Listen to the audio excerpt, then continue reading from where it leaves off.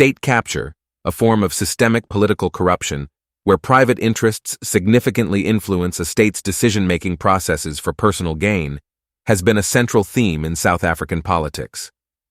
This practice was particularly prominent during the presidency of Jacob Zuma, 2009 to 2018, with the Gupta family playing a significant role.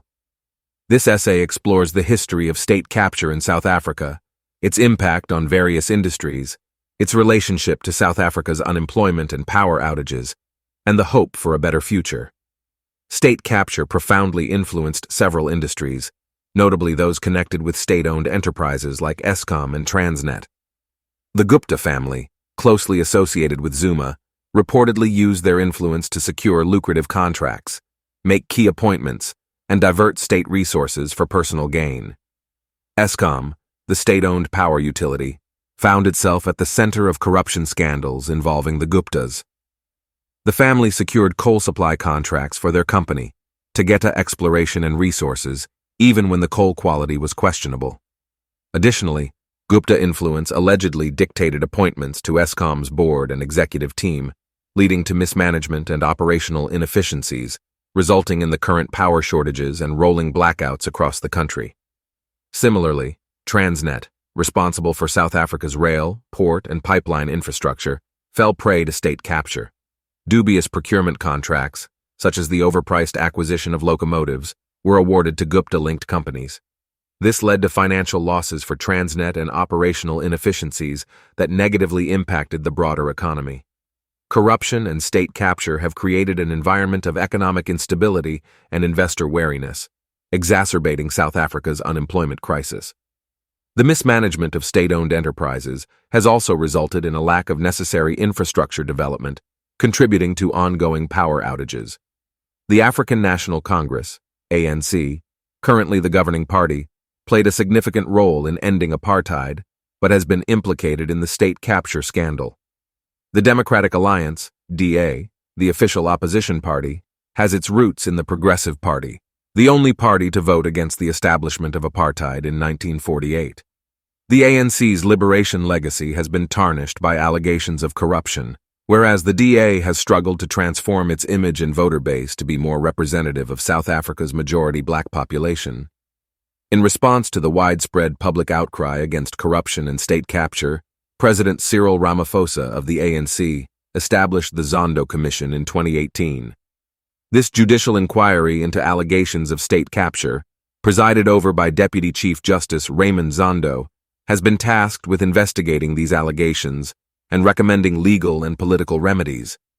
Throughout its proceedings, the Zondo Commission has unearthed extensive evidence of corruption, implicating numerous high-ranking officials and business leaders. Despite these revelations, as of the time of writing, legal action against the implicated individuals has been limited, and the Commission's final report has not been released. This has led to public frustration and skepticism about the effectiveness of the Commission and the broader fight against corruption. Despite these challenges, there is a beacon of hope. President Cyril Ramaphosa's South African Investment Conference, a key initiative to drive investment in the nation's economy, has surpassed its ambitious fundraising goal, securing commitments of 1.5 trillion rand as of last month.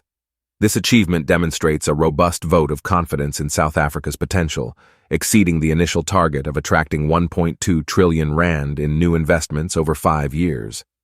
These investment commitments span across various sectors, indicating a diversified approach to bolstering South Africa's economy.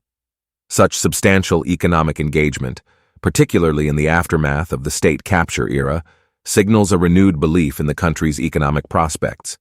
It also reflects the international community's recognition of the efforts made by South Africa to combat corruption, improve governance, and create a more conducive environment for investment. The success of the investment conference and the surpassing of the fundraising target can be seen as a beacon of hope for South Africa. It indicates that despite the challenges, there is a path towards economic recovery and growth. This path hinges on the continued commitment to transparency, accountability, and reforms to ensure that the investments lead to sustainable development, job creation, and the overall betterment of the lives of South Africans. In conclusion, while the shadow of state capture still looms over South Africa, the concerted efforts in addressing past corruption, seeking justice through platforms like the Zondo Commission, and boosting the economy through initiatives like the South African Investment Conference, underscore the country's resilience and determination. These efforts are not only reflective of the tenacity of South Africa's leadership, but also the indomitable spirit of its people, who, despite numerous challenges, continue to hope and strive for a better future.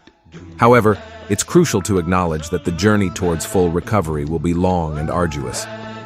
As South Africa moves forward, the responsibility lies with everyone, from leaders to ordinary citizens, to remain vigilant. The vigilance ensures that the necessary reforms are enforced, justice is served, and the hard-learned lessons from the era of state capture serve as a deterrent for future transgressions. In this vigilant new South Africa, hope is not merely a sentiment, but an active practice of democracy. It is the collective will of the people to hold their leaders accountable, ensure transparency in governance, and actively participate in the process of nation building.